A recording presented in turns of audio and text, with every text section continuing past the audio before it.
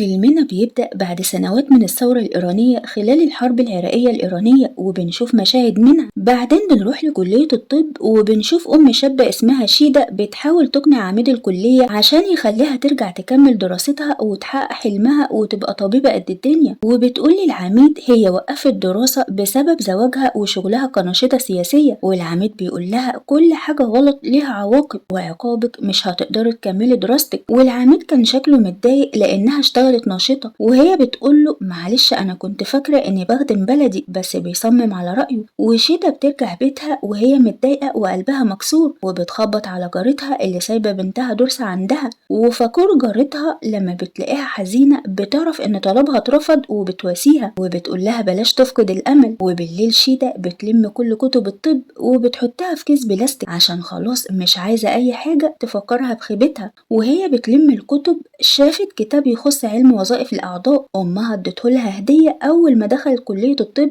وكتبت لها كلمات مشجعة في أول صفحة وقالت لها إنها فخورة بيها. شيدا بتحط الكتاب في درج التسريحة في غرفة نومها وبتقفل عليه وبتحط المفتاح فوق الدولاب. وبعد شوية جوزها إيراج بيوصل بعد عمل يوم طويل لأنه بيشتغل طبيب وكمان كان زميلها في كلية الطب، وبتحكي له عن اللي حصل وهي بتعيط. وإيراج بيزعل عليها بس بيلمح لها إن عدم إكمال دراستها أحسن ليهم ولبنتهم. وكلام جوزها مش بيعجبها، بس قبل ما ترد عليه بيسمعوا صفارات الإنذار الجوية بتحذرهم من صواريخ العدو اللي جايلهم في الطريق، وبيروحوا ياخدوا بنتهم عشان يروحوا بسرعة يستخبوا في ملجأ تحت المبنى. ودرسة كانت بتدور على دميتها كيمياء وبتقول لهم إنها مش لاقياها، بس بعد كده بتلاقيها وبينزلوا هما وكل سكان المبنى. ودرسة بتوشوش ولد صغير من نفس سنها، والولد ده اسمه مهدي وبيحط في ايدها كرة صغيرة، وبيكون جديد في المكان ومحدش شافه قبل كده. وعشان كده شيدا بتسأل جارتها فاكور عنه، وفاكور بتقول لها ده ابن أخت صاحب العمارة السيد إبراهيم واسمه مهدي وفقد أمه وأبوه في مدينة عبدان. وبعد ما الغارة بتخلص بيرجعوا لشقتهم وبيناموا. وتاني يوم شيدا بتصحى وبتلاقي إيراج ودرسة بيفطروا، ودرسة بتقول لهم إنها شافت حد بيمشي في الشقة بالليل وبتقول لهم إنه جن. وإيراج بيحاول يطمن بنته وبيقول لها مفيش جن والحاجات دي مش حقيقية، وبيقول لها طالما أنا موجود ما تخافيش، ولما أكون مش موجود دمية الكيمياء هتخلي بالها منك. وشيدا بتلاحظ إن جوزها بيخبي رسالة وبتسأله عنها وبيقول لها دي رسالة تجنيد، لأن إيراج تم تجنيده في الخطوط الأمامية للحرب، وبيقترح عليها تاخد درسة ويروحوا يقعدوا في منزل أمه أثناء غيابه، لأن منزل أمه في شمال البلاد والشمال آمن. بس شيدا لسه متضايقة من كلامه عن دراستها وبتقوله إنها قادرة تهتم ببنتها وبنفسها. وبعدين إيراج بيودعهم وبيمشي، وكده شيدا ودرسة بقوا لوحدهم في الشقة. وتاني يوم الصبح بدري درسة بتقول لأمها إنها خايفة وعايزاها تنام جنبها، وشيدا بتقول لها تروح الحمام، ودرسة بتقول لها تروح معاها عشان هي خايفة جدا. بعدها وهما بيفطروا شيدا بتسألها عن سبب خوفها كل ليلة، ودرسة بتقول لها هي خايفة من الجن، وشيدا بتقول لها مفيش جن ودي مجرد شخصيات وهمية اتعملت عشان يخوفوا بيها الأطفال المشاغبين. ودرسة بتقول لها بس مهدي قال لها عن الجن وإنهم مؤذيين جدا، والكرة السحرية اللي اداها لها بتحميها منهم، بس هي ضاعت منها دلوقتي. وشيدا بتعرف ان مهدي يبقى الطفل الجديد في المبنى، عشان كده بتروح لشقة السيد إبراهيمي ملك العمارة وبتفتح لها زوجته وبتقول لها ان مهدي بيحكي لبنتها قصص مخيفة بتخليها مش عارفة تنام وبيجيلها كوابيس. وشيدا بتتفاجئ لما زوجة إبراهيم بتقول لها ان الطفل مهدي فقد النطق من ساعة ما شاف أمه وأبوه وهما بيموتوا، وأكيد في لبس في الموضوع وبنتك درسة بيتهيأ لها. وبتقول لها مع ذلك بتحس ان الولد ده غريب شوية ومش طبيعي كأنه ملبوس بالجن. وشيدا بتقول لها ان الجن مش حقيقي، وهي بتقول لها ازاي الكلام ده، الجن مذكورين في القرآن. بعدين شيدا بتسأل بنتها هل مهدي كلمك عن الجن قدام أبناء السيد إبراهيمي، ودرسة بتقول لها لا هو همس في ودنها، وبتقول لها لازم نخلي بالنا الفترة الجاية عشان الجن جايين قريب. بعدين إيراج بيكلمها في التليفون وبيطمن عليها وبيقول لها تروح تقعد هي ودرسة في الشمال في منزل أمه، وهي بتصمم تقعد في منزلها. وبعد وبعدين الصوت بيقطع وبتسمع كلام عن الصواريخ اللي هتوصل لهم دلوقتي، وبنتها بتحاول تلعب معاها وهي بتتكلم وهي بتقول لها وقت اللعب انتهى، وبتفضل تزعق لها والبنت بتخاف وتجري، وبعد شوية بتديلها تفاحة وبتصالحها، وبعدها المبنى كله بيهتز وشيدا بتقول لبنتها تجري بسرعة. في الأول البنت بتجري وبعدها بترجع تاني عشان تاخد دميتها، وبعد ثواني شيدا مش بتلاقي دورسا وبترجع تاني للشقة وبتلاقيها فقدت الوعي، ولما بتفوقها دورسا بتفضل تعيط وتقول لها إنها شافت الجن وهم حقيقيين وشكلهم وحش. بعدين جارتها نورس بتيجي وبتقول لها إن أبوها مصاب وبتطلب منها تساعدهم بما إنها كانت طالبة في كلية الطب، وشيدا بتعمل لأبو نورس إنعاش قلب رئوي بس من غير فايدة لأنه مات، وبعدها بتقول لفاكور إنها حاسة بالذنب عشان ما قدرتش تنقذ أبو نورس، وفاكور بتقول لها أنت عملت اللي عليكي. ولما شيدا بترجع شقتها بتشوف شق ظهر في السقف، بعدين دورسا بتسحبها من دراعها وبتقول لها ان دميتها كيميا مش موجوده والجن هو اللي خدها، وبرده شيدا بتقول لها الجن مش حقيقيين، وبتلاحظ ان حرارتها مرتفعه، وبعدين بتنيمها وبتقول لها انا هلاقيلك الدميه، وبتبدا تنظف الشقه. وبعدين بالليل شيدا بتصحى لما بتلاقي دورسا بتنده عليها وبتقول لها انها شافت كابوس، وشيدا بتحضنها وبتطمنها وبتقول لها ما تخافش، بس بتتفاجئ لما بتلاقي نفسها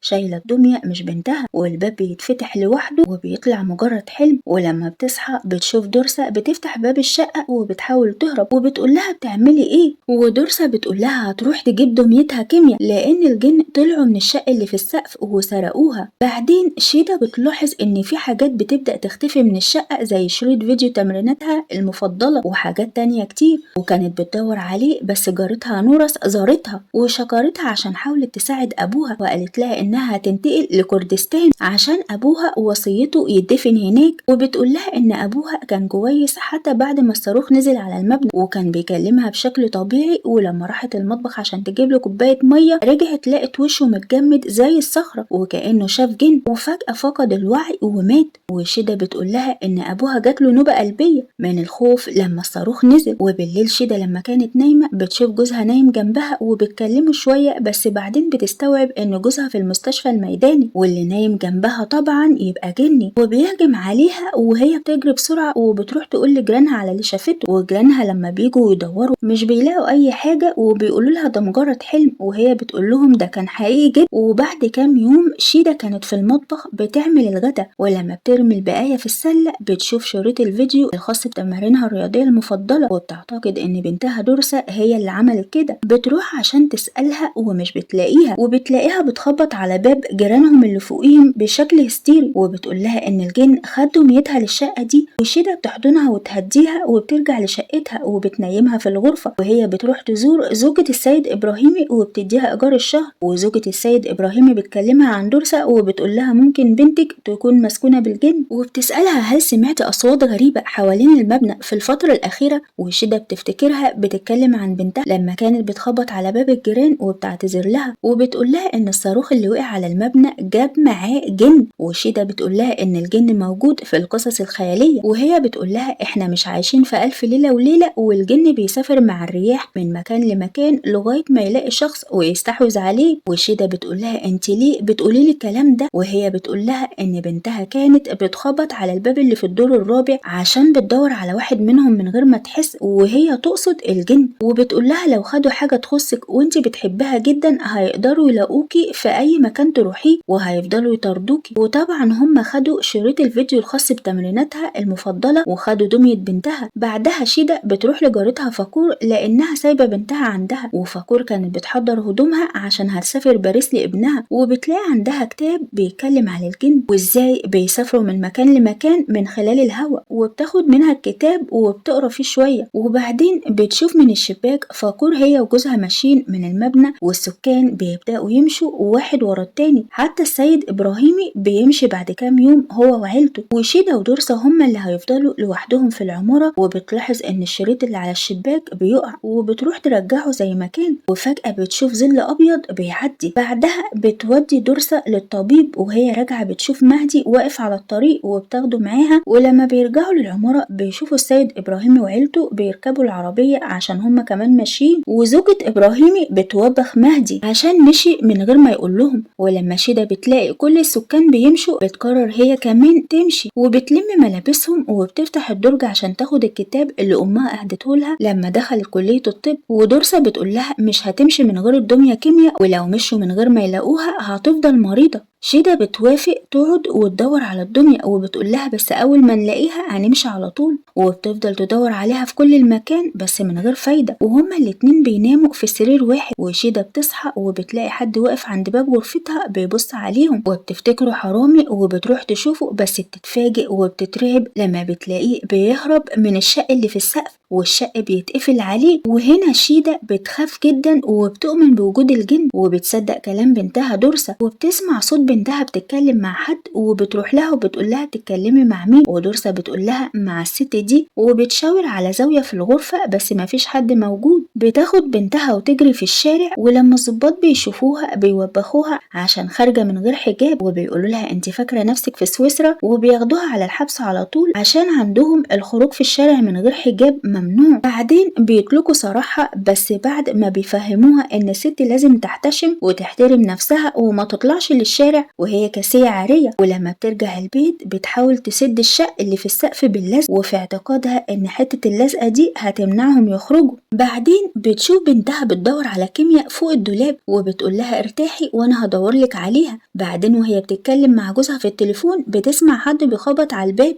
بتبص من العين. في الاول ما بتلاقيش حد، بس بعد لحظات بتلاقي حد بيعدي بسرعة رهيبة. بتفتح الباب عشان تشوف مين ده. انا لو منها مش هفتح الباب، انتوا لو مكانها كنتوا هتفتحوه. شيدا عايزة تعرف ايه اللي بيحصل ده، فبتحاول تطلع للدور التاني، بس بتشوف ست وشها ملهوش ملامح وكله اسود. بتدخل لشقتها في لحظة وبتقفل الباب وراها. ما هي وبنتها لوحدهم في عمارة كبيرة، وكل المكان اللي حوالين العمارة فاضي، والجن بيلعب بيهم عشان لوحدهم. شيدا بتفضل تخبط على الباب وتنده على بنتها، ودورسا بتفتح لها، وشيدا بتسألها لو شافت ست داخلة الشقة، وبتقول لها ايوه شفتها بس ما تعرفهاش، هي بتيجي لما بتكوني انت مش موجودة معايا، وهي ست لطيفة وبتلعب معايا. وبتقول لها انها تعتني بيها لان امك مش بتعتني بيكي، وهي عارفة مكان دميتها كيمياء وتقدر تساعدها عشان تلاقيها. وشيدا بتقول لها انت بيتهيألك وده خيالك. ودورسا بتقول لها بس انت بتقولي انك شفتيها. بعدها بتهب رياح قوية، وشيدا بتفضل تدور على الدمية وبتقلب عليها الشقة بس من غير فايدة. عشان كده بيجيلها احباط. ودورسا بتقول لها الست اللي بتجيلي كان عندها حق لما قالت لي انت مش هتعرفي تعتني بيا. وشيدا بتتضايق منها وبتقول لها انا زهقت منك، وبتديلها شويه حنيه على وشها. ودورسا بتهجم عليها وبتعضها. وشيدا ما كانتش قادره على بنتها، وفجاه البيت كله بيهتز وما يعرفوش بيهتز من الحرب ولا من الجن. وبالليل شيدا بتحلم ببنتها بتبص على الشق اللي في السقف، وبتظهر الجنيه، وشيدا بتقول لها خديني بدلها. وفجاه بتهاجمها وبتفوق وتلاقي نفسها قاعده قدام باب شقه من شقق العماره. بترجع لشقتها وجوزها بيتصل بيها وبيأكد عليها تروح لمنزل أمه، وهي بتقوله إن في جن بيطاردهم وخطف دمية دورسا، ولازم ألاقيها الأول قبل ما نمشي عشان لو ما لقيتهاش هيفضلوا يطاردونا طول عمرهم. وفجأة بتشوف الست المرعبة ظهرت عند الشباك، وبعدين بتطلع على السطح وبتبص من الشق وبتشوف كتابها اللي أمها اديتهولها. وبتنزل لشقتها وبتلاقي الدمية موجودة بدل الكتاب، وأجزائها كانت متفرقة. ودورسا لما بتشوفها بتزعل من أمها، وشيدا بتقول لها إنها هتصلحها، وبالفعل بتصلحها وبعدين بتحضنها. وبعدها سفارات الإنذار بتشتغل وبيلموا أغراضهم مع الدمية وبينزلوا للملجأ. وهم نازلين شيدا بتسمع صوت بنتها بتستنجد بيها، وبتكتشف إن اللي نازلة معاها مش بنتها. وبترجع الشقة وبتلاقيها تحت السرير بتشدها، بس بعدين بتكتشف إنها برضو مش بنتها، ودي كانت خدعة من الجن، واللي كانت نازلة معاها على السلم تبقى بنتها الحقيقية. بترجع تاني لبنتها وبتلاقيها بتتكلم مع حد، وبتعرف إنها الجنية اللي بتطاردهم. ولما كانت هتاخد دورسا الجنية بتظهر وبتشدها تحت خمارها اللي كبر وبقى بحجم المكان اللي هم فيه. بتنزل تحت الخمار وبعد مجهود كبير بتلاقي بنتها، ولما بتقطع القماشة كل حاجة بتختفي. وبتوصل دورسا بنتها بأمان للسلم، وشيدا الأرض بتبدأ تبلعها بس هي بتقاوم، وبنتها بتمد ايدها وبتسحبها. وبيركبوا العربية بسرعة عشان يهربوا من المكان المسكون. وهم في طريقهم لمنزل حماتها بنشوف الدمية راسها مش موجودة بتشوفها وبنعرف إن راسها موجودة في العمارة. حتى الكتاب اللي أم شيدة أهدتهولها لسه برضه هناك في المكان اللي كان فيه الشقة. معنى كده إن الجن هيفضل يطاردهم، زي ما زوجة السيد إبراهيمي قالت لها إن الجن لما بيسرق حاجة خاصة بالشخص المطلوب بيفضلوا يطاردوه لغاية ما الشخص يسترد حاجته المسروقة من الجن.